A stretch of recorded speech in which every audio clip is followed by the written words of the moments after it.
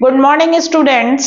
मेरा नाम रेणुका दीवान है और आज मेरा लेक्चर नंबर 7 चल रहा है और वो भी बीटा फंक्शन पर बेस्ड मैं क्वेश्चंस करवा रही हूँ। बीटा फंक्शन पर बेस्ड कुछ क्वेश्चंस कर रहे हैं और लेक्चर नंबर 7 का क्वेश्चन नंबर 7 है और ये 7th क्वेश्चन वो भी बीटा फंक्शन पर ही बेस्ड है।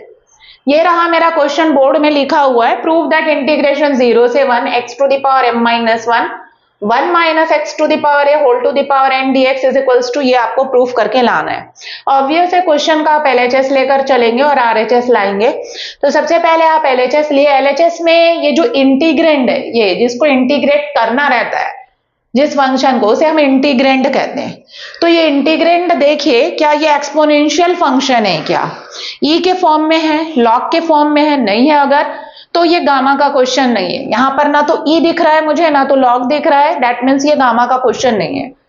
अब आपको यहां पर दिख रहा है 1 माइनस एक्स का फॉर्म बनाया जा सकता है, उस फॉर्म में दिख रहा है, मतलब डेफिनेटली बीटा के स्टैंडर्ड फॉर्म से बनेगा। मतलब ये क्वेश्चन जो आया है वो बीटा के स्टैंडर्ड फॉर्म से बनेगा।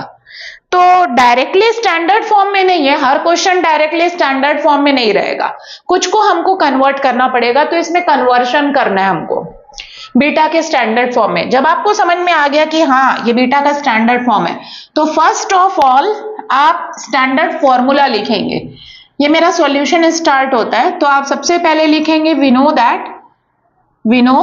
That beta mn is equals to integration 0 से 1 x की power m minus 1 minus x to the power n minus 1 dx। This is equation number 1। Let I suppose करेंगे गिवन इंटीग्रल को 0 से 1 x to the power m minus 1 minus x to the power a whole की power n dx। This is I। अब आप देखिए क्या ये beta के स्टैंडर्ड फॉर्म में है, यहां पर x है, ओके, यहां पर 1 माइनस एक्स होना चाहिए, इस जगह में प्रॉब्लम है। यहां पर x की जगह x की पावर a दिया हुआ है, यहां पर 1 ठीक है, इसमें नो प्रॉब्लम, यहां पर प्रॉब्लम है। तो लेट, इसको इक्वेशन नंबर 2 डालेंगे, लेट x की power a is equals to y लेंगे। अब इसको मत करिए डिफरेंशिएट, क्योंकि अगर आप इसको डिफरेंशिएट करेंगे तो वापस से x आ जाएगा। तो x is equals to y to the power 1 by a हो जाएगा। x की पावर a की जगह आप रखेंगे y और x की जगह आप रखेंगे y की पावर 1 अपॉन a। अब इसको डिफरेंशिएट करिए, क्योंकि जब आप इसको डिफरेंशिएट करोगे तो वापस से x प्रेजेंट नहीं होगा। तो मैं यहां पर वापस उतार रही हूं, x is equals to y की पावर 1 अपॉन a था, इसको हम डिफरेंशिएट कर रहे हैं, वो भी किसके रिस्पेक्ट में, x। क्यों? क्योंकि यहां पर हमारे क्वेश्चन में dx दिया हुआ है। तो इसको मैं x के रिस्पेक्ट में डिफरेंशिएट करूंगी, तो x का x के रिस्पेक्ट में 1, y की पावर 1 बाई ए, ये y का फंक्शन है। तो पहले y के रिस्पेक्ट में इसका डेरिवेटिव होगा, फिर x के रिस्पेक्ट में, डायरेक्ट नहीं होगा, पहले y के रिस्पेक्ट में फिर y का x के रिस्पेक्ट में। तो पहले पावर का होगा 1 बाई ए, सामने y की पावर 1 बाई ए माइनस 1, क्योंकि हमको पता है d by D x of x की पावर n क्या होता है, x की पावर n का डेरिवेटिव क्या होता है, n x की पावर n माइनस 1। तो ये वाला फॉर्मूला लगा y 1 बाई ए, वाई की पावर 1 बाई ए माइनस 1, फिर y का x के रिस्पेक्ट में dy बाई dx को क्रॉस मल्टीप्लाई करके ले जाइए, क्योंकि मुझे dx की जगह वैल्यू रखनी है ये, तो ये आ गया आपका dx। In place of dx you will write this. अब बचा हमको लिमिट निकालना बचा हुआ है। When, what is the lower limit of x, 0 and upper limit of x is 1। When x is equals to 0, हमने x की power n is equals to क्या सब्स्टिट्यूट किया था, y। आप यहां भी रख सकते हैं, x इक्वल्स टू 0 रखेंगे, 0 की power n equals to y, that means y is 0, no changes in lower limit.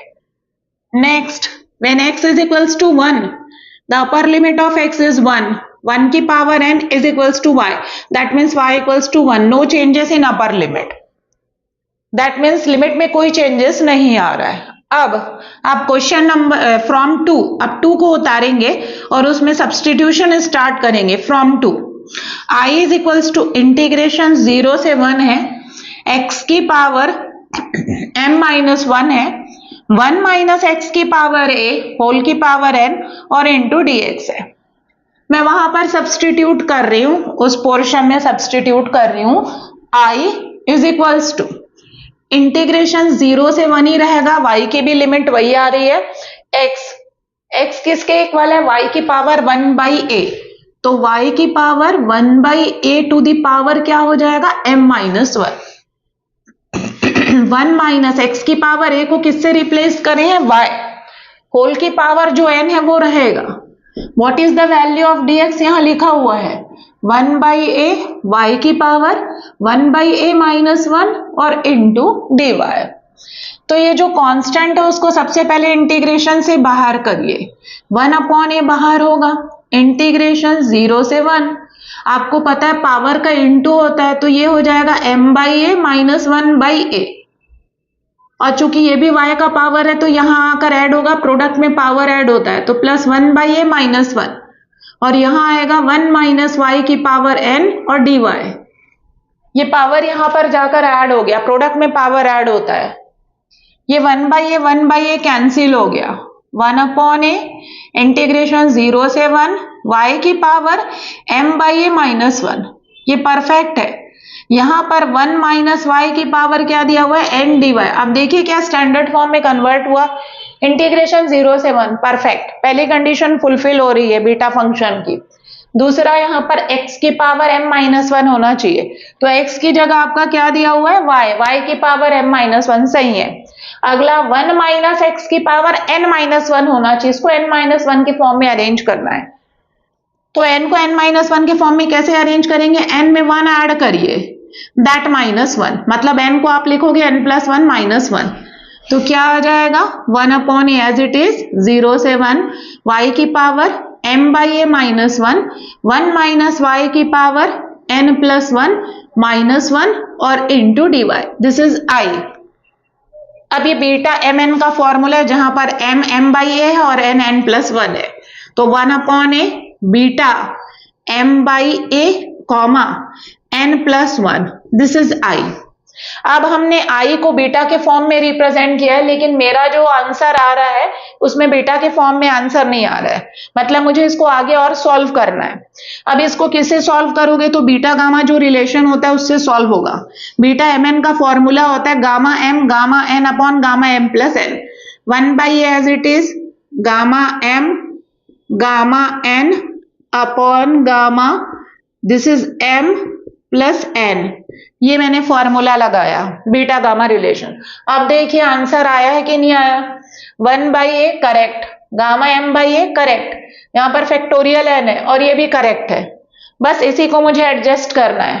Gamma n+1 तो मैंने आपको स्टार्टिंग में पढ़ाया है, फर्स्ट लेक्चर में। गामा n+1 का 2 फॉर्मूला होता है, एक होता है फैक्टोरियल n और एक और होता है n के फॉर्म में, एक कम में गामा, तो ये वाला लगा दीजिए। तो गामा n+1, क्योंकि मुझे आंसर फैक्टोरियल के फॉर्म में चाहिए, तो ये gamma m/a as it is, और ये तुम्हारा फैक्टोरियल n, और नीचे gamma m/a plus n+1, this is i।